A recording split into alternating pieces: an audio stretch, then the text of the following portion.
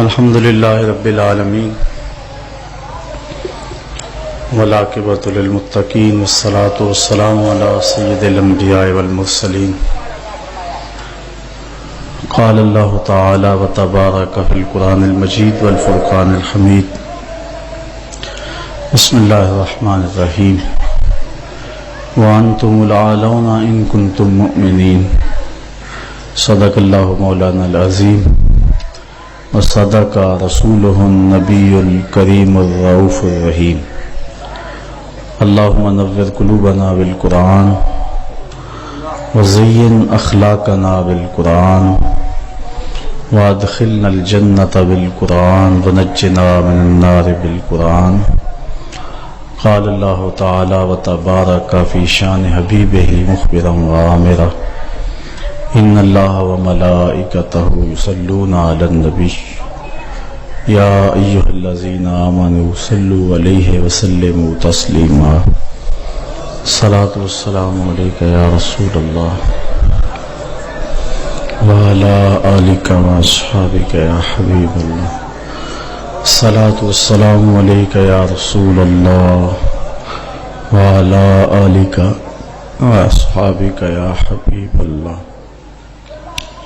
ز مہجوری برآمد جان عالم تراحم یا نبی اللہ تراحم ناخر رحمت للعالمینی ز محروما چرا فارغ نشینی بروں آور سرز برد یمانی کہ روئے تست صبح زندگانی عدیم طائف نالین پاکن شراک از رشتہ جہائے ماکن چے باشد گر کنی سوئم نگاہے ہمیشہ گر نہ باشد گاہے گاہے نگاہے یا رسول اللہ نگاہے پیا پہ گر نہ باشد گاہے گاہے صد ہزاراں جبریل اندر بشر بہر حق سوئے غریباں یک نظر یا رسول اللہ انظر حالنا یا حبیب اللہ اسما قالنا اننی فی بحر غم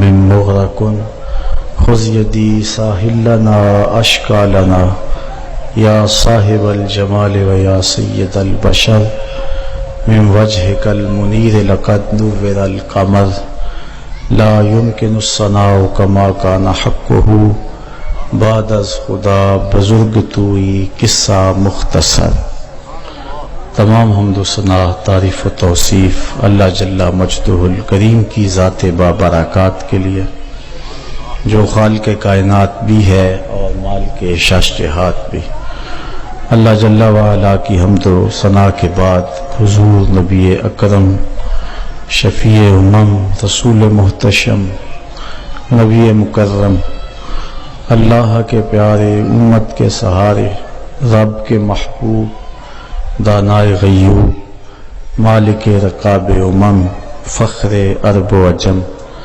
والی کون و مکان سیاہ لا مکان سید انس و جاں سرور لالا رخاں نیر تاباں سر نشین مہوشاں ماہ خوباں شہنشاہ حسینہ تتمہ دوراں سر خیل زہرہ جمالاں جلوہ صبح ازل نور ذات لم یزل باعث تکوین عالم فخر آدم و بنی آدم نیر بطحا رازدار ما اوہا شاہد ما طغا صاحب علم نشرہ معصوم آمنہ احمد مجتبی حضرت محمد مصطفیٰ صلی اللہ علیہ وسلم کے حضور ناز میں اپنی عقیدتوں ارادتوں اور محبتوں کا خراج پیش کرنے کے بعد معزز محترم محتشم سامعین السلام علیکم ورحمۃ اللہ وبرکاتہ۔ قرآن مجید سے جو کلمات میں نے آپ کے سامنے تلاوت کیے ہیں اللہ تعالیٰ جل شانہ ارشاد فرماتا ہے وَأَنْتُمُ الْعَالَوْنَ إِن كُنْتُم مُؤْمِنِينَ، اور تم ہی سربلند ہو اگر مومن بن کے رہو۔ مکے کی سرزمین سے جب حضور نے دعوت کا آغاز کیا تو بڑے تھوڑے لوگ تھے کہ جنہوں نے ابتداءً اسلام کی دعوت کو قبول کیا، اور ان لوگوں میں 2-4 لوگ چھوڑ کے باقی سارے لوگ انتہائی غریب تھے اور غلاموں کی ایک تعداد تھی۔ حضرت بلال حبشی رضی اللہ تعالیٰ عنہ، حضرت زنیرہ اور حضرت عمار ابن یاسر رضی اللہ تعالی عنہ کا خاندان، یہ وہ لوگ تھے کہ جنہوں نے اس دعوت کو قبول کیا اور پھر عزیمت کی داستان رقم کی۔ 13 سال کی مسلسل تگ و تاز کے بعد جب یہ قافلہ سخت جاں یہاں سے رخصت ہو کے مدینے پہنچا تو اللہ نے ان کے سینوں میں، اہل مدینہ کے دلوں میں ایمان کی شمع روشن کی تو مسلمانوں کی ایک معقول تعداد بن گئی۔ اسلام اور کفر کا پہلا معرکہ جو بدر کے مقام پہ ہوا، اس میں مسلمانوں کی تعداد 313 تھی۔ یہ تعداد کفار کے مقابلے میں بہت تھوڑی تھی، کیونکہ وہ 1000 کا لشکر لے کر کے آئے تھے۔ اور یہ جو 313 تھے یہ بھی مسلح نہیں تھے سارے، 2 گھوڑے تھے ان کے پاس، 6 زرہیں تھیں اور 8 تلواریں تھیں، 70 اونٹ تھے اور باری باری سوار ہوتے تھے۔ اور میں نے پڑھا ہے کہ وہ تلواریں بھی سلامت نہیں تھی، کسی کا دستہ ٹوٹا ہوا تھا، کسی کی نوک ٹوٹی ہوئی تھی، کسی کو دندانے پڑے ہوئے تھے، کوئی زہر میں بجھنے والی تھی۔ اور جن کے پاس تلواریں نہیں تھی انہوں نے مدینے سے نکلتے ہوئے کھجوروں کی شاخیں توڑ لی۔ یہ اللہ کے مجاہد تھے، چلے تھے جنگ کرنے کو۔ یہودی اور عیسائی اپنی دکانوں پہ بیٹھ کے مسلمانوں کے اس گزرتے ہوئے قافلے کو دیکھ کر کے کہنے لگے، مسلمانوں تمہارے پاس تو آلات حرب و ضرب ہیں نہیں، کس بل بوتے پہ جا رہے ہو؟ کون سا اسلحہ ہے تمہارے پاس؟ جنگیں تو اسلحے سے لڑی جاتی ہیں، اسلحہ تمہارے پاس ہے ہی نہیں۔ تو مسلمانوں نے جو جواب دیا اس کو مورخ اسلام حفیظ جلندری نے اپنے شاہ نامے میں لکھا۔ حضور بھی چادر رحمت اوڑے اوڑے آگے جا رہے تھے، انہوں نے اشارہ کیا حضور کی طرف اور کہا، نہ تیغ و تیر پر تکیہ، نہ خنجر پر، نہ بھالے پر، بھروسہ ہے تو اس سادی سی کالی کملی والے پر۔ 16 رمضان کو یہ قافلہ بدر کے مقام پہ عمیر کی نظروں سے گزر رہا تھا اور اس نے ابو جہل کو جا کے رپورٹ دی کہ وہ 3 اونٹ کھانے والے لوگ ہیں، یعنی 300 سے اوپر یا کچھ نیچے ہیں۔ اور عمیر نے کہا کہ میں وادیاں اور ٹیلے بھی دیکھ آیا ہوں، پیچھے کمک بھی نہیں ہے، آلات حرب و ضرب بھی تھوڑے ہیں۔ ابو جہل پہلے بڑا متکبر تھا، سرکشی تمرد اس کا اور بڑھ جاتا ہے۔ صنادید قریش کو بلا کے کہتا ہے، میں پہلے ہی کہتا تھا نا کہ 360 خداؤں کے ساتھ ایک خدا کا مقابلہ ہی کیا ہے، اب دیکھ لو کتنی تعداد ہے، اور ان کے پاس کھانے کے لیے بھی کچھ نہیں ہے۔ صبح لڑائی لڑوئی کوئی نہیں ہونی، رسیاں اکٹھی کرو، انہیں پکڑیں گے، اونٹوں سے باندھیں گے، جکڑیں گے اور لے جائیں گے مکے میں، دنیا کو ان کا تماشا دکھایا کریں گے۔ یہ ایک نیا دین لے کے آئے تھے۔ رعونت برے جب اس نے یہ جملے کہے تو عمیر جو اپنی آنکھوں سے مسلمانوں کو دیکھ کر کے آیا تھا، اس نے کہا میری ایک بات بھی سن لو۔ اس نے کہا کہ اے قریش کے سرداروں، تم یہ مشاورت کر رہے ہو کہ رسیاں اکٹھی کرو، صبح لڑائی نہیں ہونی، ان کو پکڑیں گے اور جکڑیں گے، لیکن میں تمہیں مشورہ یہ دیتا ہوں کہ رات کی تاریکی میں بھاگ سکتے ہو تو بھاگ جاؤ۔ اس قوم سے لڑنا تمہارے بس کا روگ نہیں ہے جو مرنے کے لیے آئی ہے۔ اب سنیے لفظ عمیر کے جو ابن حشام نے لکھے ہیں۔ اس نے کہا وَلَٰكِنْ رَأَيْتُ يَا مَعْشَرَ قُرَيْشٍ المنایا تحمل البلایا، اے قریش کے سرداروں تکبر میں نہ آؤ، میں نے اپنی ان آنکھوں سے دیکھا ہے یثرب کی اونٹنیاں اپنی پشتوں پہ نری موتیں اٹھا کے لے آئی ہیں اور وہ زخمی سانپوں کی طرح پیچ و تاب کھا رہے ہیں، کل ان میں سے کوئی مرے گا نہیں جب تک تم میں سے ایک ایک کو لڑ نہیں جاتا، اور اگر اتنے بندے تمہارے مر جائیں تو پھر تمہارے جینے پہ بھی افسوس۔ تم کہتے ہو رسیاں اکٹھی کرو، میں کہتا ہوں رات کی تاریکی سے فائدہ اٹھاؤ اور بھاگ جاؤ۔ پھر اگلے دن عظیمت کی جو داستان حضور کے غلاموں نے رقم کی، میرے رب نے بھی اس کو یوم فرقان کہا۔ 5000 فرشتہ اترا، اللہ کی مدد نازل ہوئی۔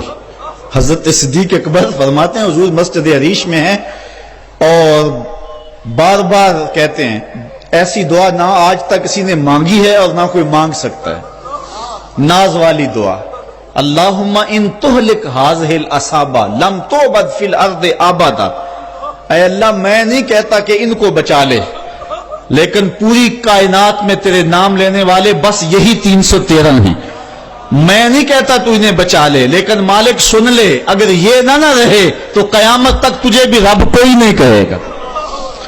اللہ اکبر۔ حضرت ابوبکر صدیق کہتے ہیں حضور کی چادر سر سے سرک کے کندھوں پہ آ جاتی اور کندھوں سے سرک کے پیٹھ پہ آ جاتی، میں اس چادر کو اٹھا کے پھر سر پہ رکھتا اور کہتا حسبک یا رسول اللہ، حضور بس کرو بس کرو، بس اللہ کی مدد آ جائے گی، لیکن حضور روئے جا رہے ہیں اور یہ دعا مانگے جا رہے ہیں، اللہم ان تہلک ہذہ العصابہ لم تعبد فی الارض ابدا۔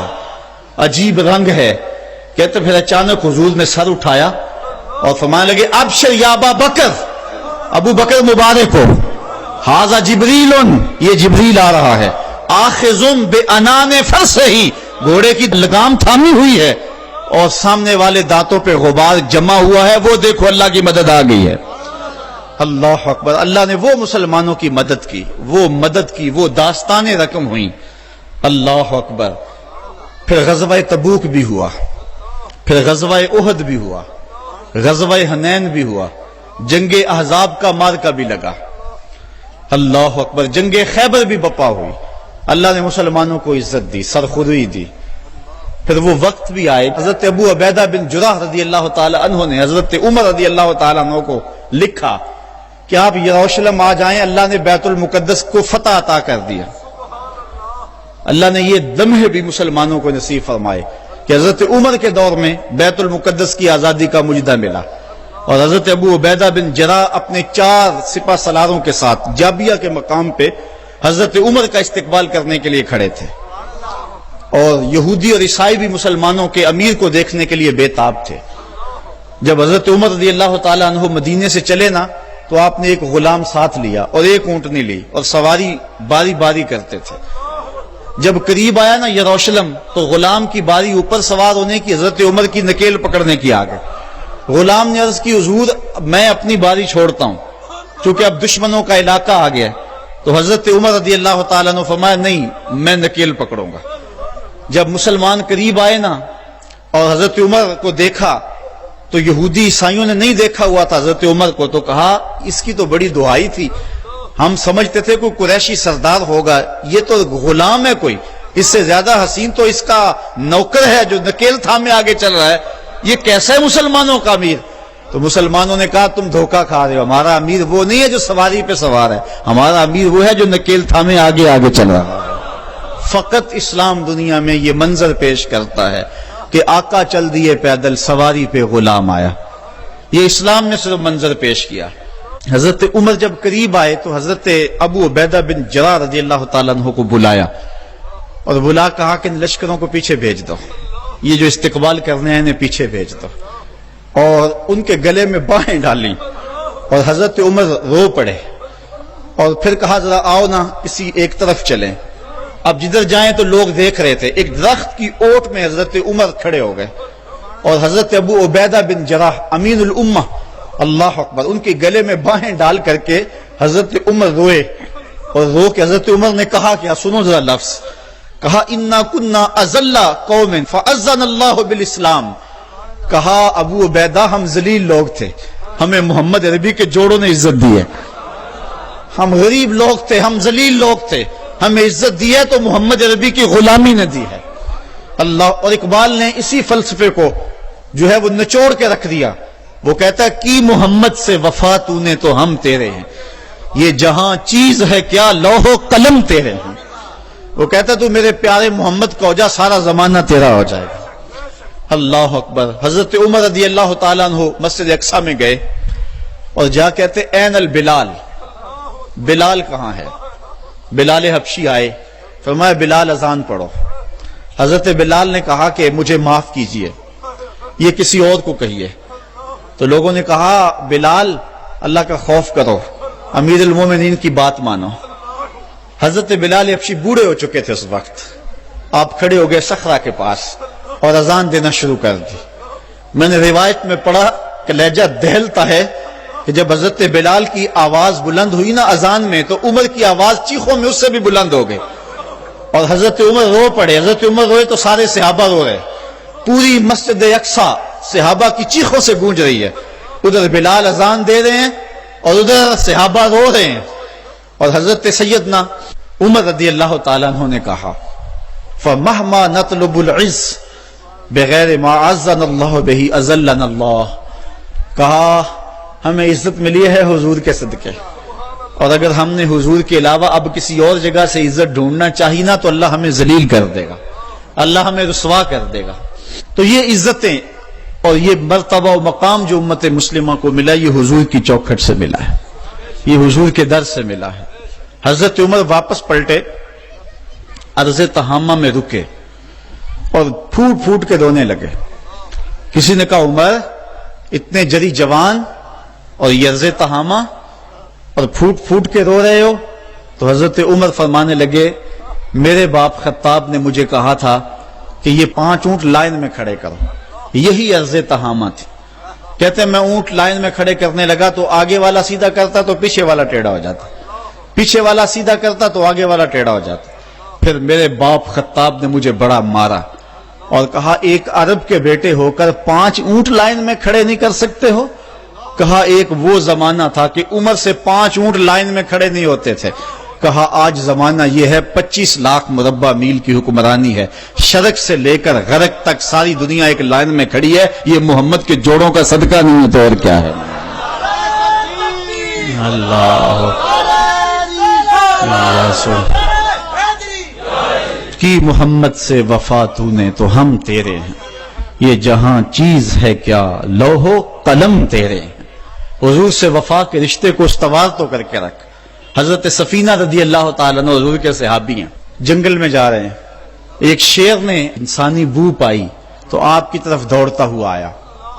ایک شیر کو آتے ہوئے دیکھ کر کے حضرت سفینہ گھبرائے نہیں ہیں, بلکہ شیر کو کہتے ہیں یا ابل حارث انا مولا رسول اللہ.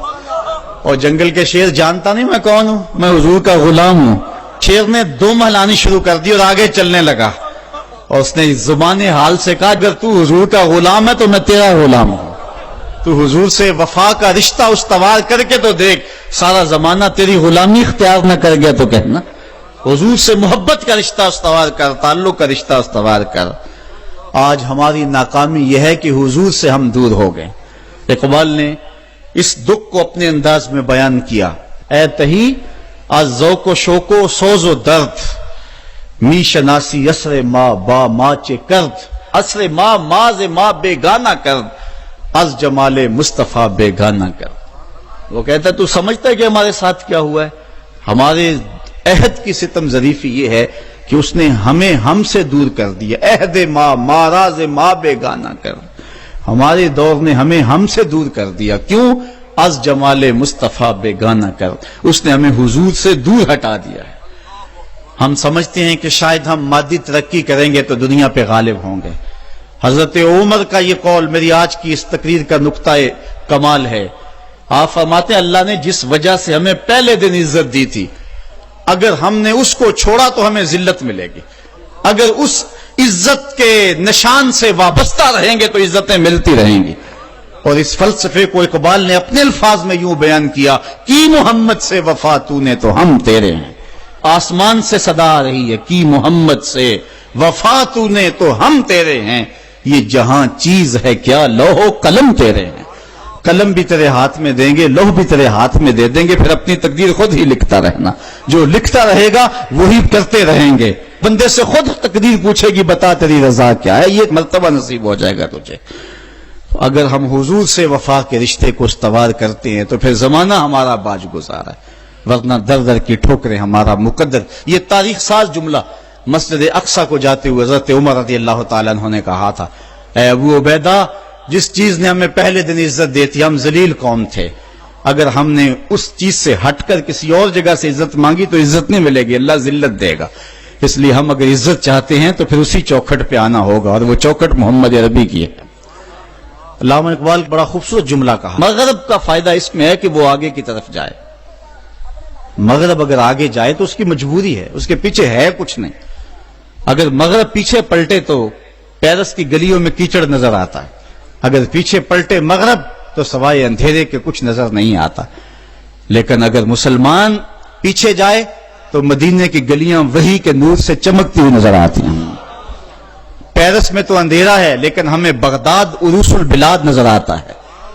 جب شارلیمان اس کے لارڈز ابھی دستخط کرنے کی مشق سے گزر رہے تھے، ابن حزم کے قلم سے 1000 کتابیں نکل چکی تھی۔ جب یورپ ابھی سواد آشنا بھی نہیں تھا، ہمارے منجم ستاروں پہ کمندیں ڈال چکے تھے۔ اس لیے ہمیں آگے جانے کی ضرورت ہے، ہمارے تو پیچھے روشنی ہے، ہمارے پیچھے نور ہے، پیچھے اجالے۔ وہ ایک زمانہ تھا کہ بش نے کہا تھا، آپ کو یاد ہوگا 9/11 کے واقعہ کے بعد، کہ ہم تمہیں پتھر کے زمانے میں دھکیل دیں گے۔ تو مصطفی اجتماع کے موقع پہ میں نے متصل چند دن بعد بیان کے گفتگو کرتے ہوئے کہا تھا کہ گوری چمڑی والوں کے لیے پتھر کا زمانہ تو نامانوس ہوگا، لیکن ہماری زندگی کا سارا حسن تو اسی پتھر کے زمانے میں پڑا ہوا ہے۔ میں نے کہا تھا ڈراتے ہو میں اس زمانے سے، ہمیں تو لے جاؤ اس پتھر کے زمانے میں جہاں کھجور کی چٹائی پہ بیٹھ کے محمد عربی زمانے کو زندگی کا درس دے رہے ہیں۔ جب مسجدیں کچی تھی، ایمان پکے تھے، وہ ٹپکتی ہوئی چھتیں لیکن ایمان پختہ، وہ ممیاتی ہوئی بکریاں، وہ جگالی کرتے ہوئے اونٹ، وہ مدینے کی کچی گلیاں لیکن پختہ کار لوگ۔ ہمیں تو لے جاؤ اس زمانے کے اندر جہاں زندگی کا حسن تھا، زندگی کا جمال پایا جاتا تھا۔ زندگی کا سارا حسن اگر ہم ڈھونڈتے ہیں تو ہمیں اس زمانے میں ملتا ہے۔ اللہ اکبر، کبھی ہے نوجوان مسلم تدبر بھی کیا تو نے، وہ کیا گردوں تھا تو جس کا ہے کہ ٹوٹا ہوا تارا، تجھے آبا سے اپنے نسبت ہو نہیں سکتی، وہ کردار تو گفتار، وہ ثابت تو سیارہ، وہ موتی علم و حکمت کے کتابیں اپنے آبا کی، جو دیکھا ان کو یورپ میں تو دل ہوتا ہے سی پارا۔ صاحبو آئیے ہم اپنے اس دور کی طرف پلٹنے کی کوشش کریں، اس دور حسین کی طرف، اس خوبصورت زمانے کی طرف، محبتوں کے اس سلسلے کی طرف جہاں نور ہی نور اور روشنی ہی روشنی نظر آتی ہے، جہاں اجالے ہی اجالے نظر آتے ہیں، جہاں محبتوں کے کھلے ہوئے گلاب نظر آتے ہیں۔ ہماری زندگی کا سارا حسن، ہماری زندگی کا سارا جمال اور ہماری زندگی کی ساری روشنی اسی دور فرخ فال کے اندر ہے اور اسی دور حسین کے اندر ہے۔ ہم نے پلٹنا اور اپنے آپ کو کھینچ کے پھر لے جانا ہے حضور کے اس دور کے اندر جب انسانی زندگی کو بانک پن تھا، جب حضور سے وفا کے رشتے اتنے گہرے تھے کہ عورتیں بھی حضور سے وفا کی بات کرتی تھی اور مرد بھی حضور سے وفا کی بات کرتے تھے، بچے بھی حضور سے وفا کی بات کرتے تھے۔ محبتوں کا سلسلہ، آج وفا کا سلسلہ ٹوٹ گیا۔ آج حضور کی توہین ہوتی ہے تو کسی کو بولنے کی توفیق نہیں ہوتی، جمہوریت پہ بات ہوتی ہے تو سارے بول پڑتے ہیں، اور محمد عربی کو گالی دی جاتی ہے تو کسی کو توفیق نہیں ہوتی ہے۔ ہم سمجھتے ہیں کہ شاید جمہوریت میں ہماری بقا ہے، کوئی سمجھتا ہے کہ ماشاء اللہ نظام کے اندر ہماری بقا ہے۔ اگر ہمیں بقا ملے گی تو محمد عربی کے قدموں سے ملے گی۔ زندگی کا سارا حسن اسی چوکھٹ کے اندر موجود ہے، ہمیں یہاں سے اجالے ملیں گے، جہاں سے روشنی ملے گی۔ آؤ تمہیں وفا کی ایک کہانی سناؤں، آؤ محبتوں کی ایک کہانی سناؤں۔ مدینے کا شہر ہے، اللہ کے محبوب جلوہ فراز ہیں، مسجد نبوی میں ہر لمحہ نور برستا تھا۔ آقا تشریف فرماتے اور صحابہ حضور کے گرد یوں بیٹھتے جس طرح چاند کے گرد ہالہ ہوتا ہے اور بدر تمام کے گرد ستارے ہوتے ہیں۔ آقا باز و تلقین کرتے، لوگ سنتے، من میں اتارتے، روحوں کو تازگی دیتے۔ ایک چھوٹا سا بچہ ہے جو ننھے ننھے پاؤں سے چل کے مسجد نبوی میں پہنچ جاتا ہے، نام اس کا عمیر ہے، بمشکل سے بولنا سیکھا ہے اس نے۔ آقا کریم علیہ السلام کی خدمت میں کبھی وہ اپنے چچا جلاس بن سوید کے ساتھ جاتا ہے، کبھی وہ اکیلا بھی چلا جاتا ہے۔ ایک دن اس کا چاچا نہیں گیا لیکن بچہ گیا اور حضور کی بات سنی. آقا کریم نے آخرت کے بارے میں، قیامت کے بارے میں نقشہ بیان کیا. جب وہ بچہ واپس پلٹا نا تو اپنے چچا کو کہتا ہے یا اماہ سمیت رسول اللہ صلی اللہ علیہ وسلم یخبرنا عن الساعہ حتی کانی اراہا رای العین.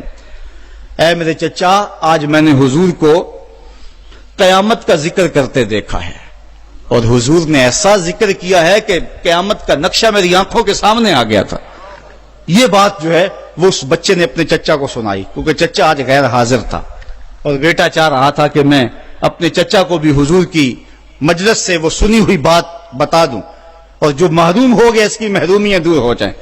لیکن اس کا چاچا جلاس بن سوید ازلی بدبخت تھا.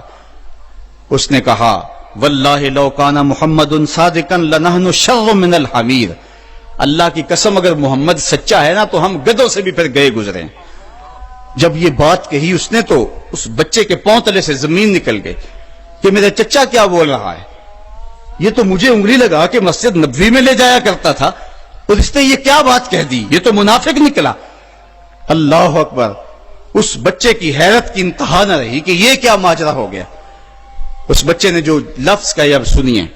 اس نے کہا یا امی، اے میرے چچا، واللہ انکا کنت من احب الناس لا قلبی. اللہ کی قسم میرے دل کو سب سے اچھا اگر کوئی لگتا تھا بندہ تو وہ تو تھا. میں تیرے سے پیار کرتا تھا اس لیے کہ تو مجھے انگلی سے لگا کے حضور کی چوکھٹ پہ لے جایا کرتا تھا. مجھے اس لیے تو پسند تھا، مجھے کائنات میں سب سے محبوب تو تھا. واللہ لقد اصبحت الان ابغضهم الى قلبی جمیعا. اور اب میری حالت یہ ہے جتنا برا تو لگتا ہے واللہ مجھے کوئی بھی نہیں لگتا. یا امی انا بین الاثنتین. ہمارے ماں باپ قربان اس بچے کے. حضرت عمیر بن سعد رضی اللہ تعالیٰ عنہ کہتا یا امی، اے میرے چچا، واللہ انکا کنت من احب الناس الى قلبی. اس زمانے میں سب سے پیارا مجھے تو لگتا تھا. واللہ لقد اصبحت الان ابغضهم الى قلبی جمیعا. اور آج سب سے زیادہ مجھے برا تو لگتا ہے. آگے لفظ سنیے بچے کے. یا امی انا بین الاثنتین. چچا جی اب میں ایسے دوراہے پہ کھڑا ہو گیا ہوں، دو راستے جاتے ہیں. ایک راستہ تو میرے لیے یہ ہے اما ان اخون اللہ و رسولہ فلا اخبر الرسول. ایک راستہ تو یہ ہے کہ میں اللہ اور اس کے رسول سے خیانت کروں اور جو تیری بات ہے وہ رسول اللہ کو نہ بتاؤں. ایک تو یہ راستہ ہے کہ میں حضور سے خیانت کروں، اللہ سے بھی خیانت کروں، اور جو تو نے کہا ہے، جو تو نے بدتمیزی کی ہے، میں وہ بات حضور کو نہ بتاؤں. وَإِمَّا أَنْ أُخْبِرَ الرَّسُولَ وَلْيَكُنْ مَا يَكُونُ. اور دوسرا راستہ میرے پاس یہ ہے کہ جو تو نے کہا ہے میں جا کے حضور کو بتاؤں، پھر جو ہو سو ہو. بس اب میرے پاس دو ہی راستے ہیں. فقال جلاس بن سوید. اس کے چچا جلاس بن سوید نے کہا انت طفل غض لا يصدقك الناس فقل ما شئت.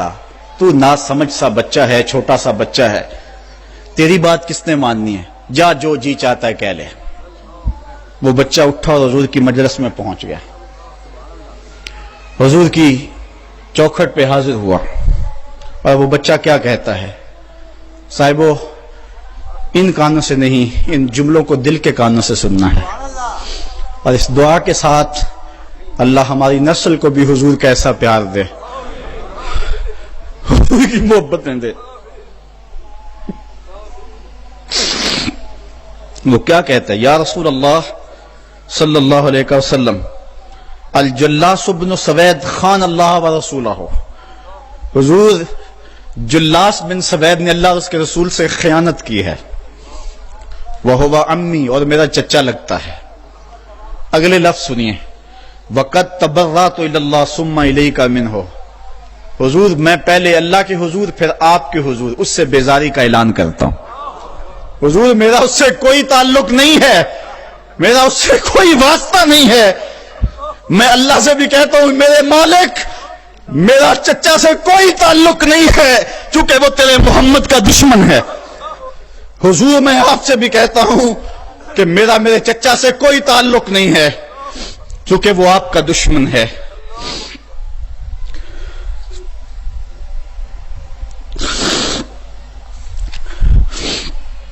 کالا وماذا قال، حضور نے فرمایا بچے اس نے کیا کہا ہے؟ بچے نے ساری کہانی سنا دی کہ میں نے آپ کی تقریر سنی، آپ کی گفتگو سنی اور جا کے بتائی تو اس نے کہا کہ اگر وہ سچے ہیں تو پھر تو ہم گدھوں سے بدتر ہو گئے۔ حضور نے صحابہ کو بلایا، کہا کہ یہ واقعہ پیش آیا ہے، بتاؤ کیا کریں؟ صحابہ نے عرض کی ھذا طفل صغیر لا تصدقه فهو لا یعی ما یقول والجلاس بن سوید یصلی معنا وهو شیخ کبیر وعاقل۔ حضور یہ بچہ چھوٹا ہے، کم عقل ہے، کم سمجھ ہے، یہ تو اپنی بات بھی نہیں صحیح طرح سمجھ سکتا، جو کہتا ہے تو وہ بھی نہیں جانتا، اور جلاس بن سوید بڑی عمر کا آدمی ہے، ہمارے ساتھ نمازیں پڑھتا ہے اور عاقل شخص، تو آپ اس بچے کی بات کی پرواہ نہ کیجیے اور اس کی خبر کی تصدیق نہ کیجیے۔ ادھر جلاس بن سوید کو جب پتا چلا تو اس نے بھی قسمیں کھانی شروع کر دی کہ میں نے تو کوئی بات کہی نہیں ہے، ایک چھوٹے سے بچے نے جا کے ویسے ہی بات کر دی۔ تو حضور نے اس بچے کی بات کو نظر انداز کیا صحابہ کے کہنے پہ۔ اب اس بچے نے جب دیکھا کہ میری بات حضور نے قبول نہیں کی ہے تو اس نے جھولی پھیلا لی اور آسمان کی طرف دیکھ کر کے کہا اللہم ان کنت صادقا فصدقنی وان کنت کاذبا فکذبنی، اے اللہ اگر میں جھوٹا ہوں تو مجھے جھوٹا کر دے، اور اگر میں سچا ہوں تو میری سچائی کا اعلان کر دے۔ یہ بچے نے جب بات کی تو ابھی اس نے منہ پہ دعا مانگ کے ہاتھ نہیں پھیرے تھے کہ جبریل آ گئے، اور سورہ توبہ کی آیت نازل ہوئی یحلفون باللہ ما قالوا وَلَقَدْ قَالُوا كَلِمَةَ الْكُفْرِ وَكَفَرُوا بَعْدَ إِسْلَامِهِمْ، یہ قسمیں کھاتے ہیں کہ ہم نے یہ بات نہیں کی ہے، محبوب انہوں نے اسلام لانے کے بعد کلمہ کفر بولا ہے، انہوں نے کلمہ کفر بولا ہے، اس نے بات کہی ہے۔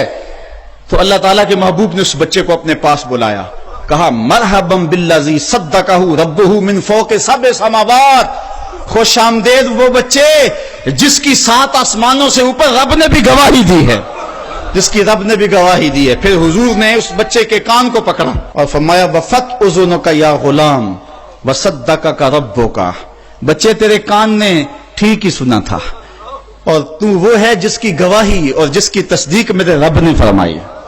اللہ اکبر۔ حضرت عمر رضی اللہ تعالیٰ عنہ کا دور آیا تو انہوں نے حضرت عمیر بن سعد انصاری رضی اللہ تعالیٰ عنہ کو حمص کا گورنر بنا دیا، اور پھر جب وہ فوت ہوئے تو حضرت عمر روئے، فرماتے کاش کہ میرے پاس عمیر جیسا کوئی دوسرا آدمی ہوتا اور میں مسلمانوں کی محافظت کے لیے اسے مقرر کرتا۔ اللہ اکبر۔ تو حضور علیہ الصلوۃ والسلام کی محبت اور حضور کے ساتھ وفا کا یہ رشتہ اور یہ تعلق اور یہ گہرا ربط اللہ تعالیٰ کی محبت کا بندے کو مستحق کرتا ہے۔ اللہ نے بھری بزم کے اندر اس بچے کو عمیر بن سعد رضی اللہ تعالیٰ عنہ کو جھوٹا نہیں ہونے دیا۔ تو اقبال کہتا ہے کی محمد سے وفا تو نے تو ہم تیرے ہیں، یہ جہاں چیز ہے کیا لوح و قلم تیرے ہیں۔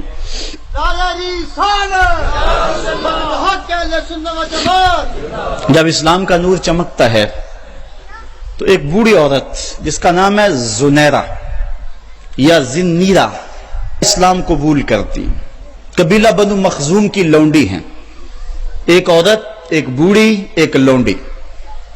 کافروں نے تو اس کو مشک ستم بنانا شروع کر دیا، لیکن وہ ہے کہ جتنی مار پڑتی ہے اتنا ہی نام محمد کا اور لیتی ہے۔ میں نے کسی جگہ پڑھا اس کی ہڈیوں میں گودا نہیں تھا، اس کے رسول بھرا ہوا تھا، جب اس کا ظالم آقا کوڑے مارتا نا تو وہ کوڑے کی ضرب سے گر پڑتی ہے، اٹھتی ہے تو پھر حضور کا نام لیتی ہے۔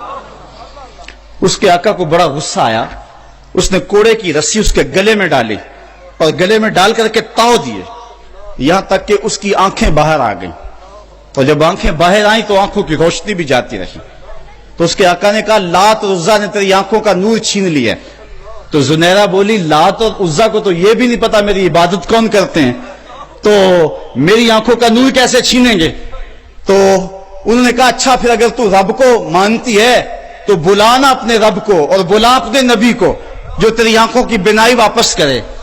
تو زنیرہ نے یوں ہاتھ اٹھائے اور عرض کی مالک 2 آنکھیں کیا سب کچھ چلا جاتا، کبھی سوال نہ کرتی، لیکن اب تیرے محمد کی عزت کا سوال ہے، मालिक मेरी आंखों की बिनाई वापस कर दे। अल्लाह ने हजरत जुनैरा की आंखों में रोशनी वापस डाल दी। अल्लाह अकबर। हजरत उमर रदी अल्लाह ताला अन्हु भी उन लोगों में शामिल थे जिन्होंने जुनैरा को कोड़े मारे थे। जब इस्लाम लाए ना तो गलियों में नारे मारते फिरते हैं। रास्ते में जुनैरा ने देखा तो रो पड़ी। कहा उमर उस दिन तो बड़े कोड़े मारते थे, आज क्या हुआ? हजरत उमर कहने लगे उस दिन मैंने आका को देखा नहीं था, आज मैं देख आया हूं। तो इकबाल अपना सारा फलसफा इन दो लफ्जों में निचोड़ रहा है कि की मोहम्मद से वफा तूने तो हम तेरे हैं, ये जहां चीज है क्या लोहो कलम तेरे हैं। अगर हुजूर से ताल्लुक मोहब्बत का और रिश्ता ताल्लुक का उस्तवार हो जाता है तो जिंदगी हसीन और जिंदगी जानदार हो जाती है। और अगर आका से ताल्लुक उस्तवार नहीं होता है, कसरत के बावजूद भी हम जलीलो और रुस्वा होंगे और ये हमारा मुकद्दर है। ये मैंने कहानी आपको उस दौर की सुनाई है जिस दौर में मुसलमानों की तादाद 5-6 से शुरू हुई थी, 313 तक होती हुई 8 साढ़े 8 हजार और फिर आगे बढ़ती चली गई। और आज 1 अरब 40 करोड़ इंसान खानमा बर्बाद हैं। वो थे थोड़े लेकिन वफादार थे आमना के लाल के। और आज हम कसरत के बावजूद उस जौहर से खाली हो गए हैं और आज जमाने के अंदर रुसवाइयां हमारा मुकद्दर हो चुका है। आज आए, अगर हम चाहते हैं कि आबरू पाएं, अगर चाहते हैं कि हम इज्जत पाएं तो मोहम्मद अरबी की इज्जत का पहरा दें, हुजूर की आबरू का पहरा दें, तो अल्लाह हमारी इज्जत और हमारी आबरू की हिफाजत करेगा। अगर हम हुजूर की आबरू का पहरा नहीं देंगे, अल्लाह को हमारी इज्जत कोई अजीज नहीं है। हमारी इज्जतें मोहम्मद अरबी की इज्जत का सदका है, हुजूर के नाम का सदका है हमारी इज्जतें। अगर हम उनके नाम पे अपना सब कुछ लौटा देंगे तो सरखरू हैं, बामुराद हैं, वरना जलील रुस्वा हैं। कि मोहम्मद से वफा तूने तो हम तेरे हैं, ये जहां चीज है क्या लौहो कलम तेरे हैं। व आखिर दावाना अनिल हम्दुलिल्लाहि रब्बिल आफाक के हर हर गोशे में कुरान सुना कर दम लेना, अब रुकना नहीं, अब थमना नहीं। फिरदौस में जाकर दम लेना, आफाक के हर हर गोशे में कुरान सुना कर दम लेना, अब रुकना नहीं, अब थमना नहीं।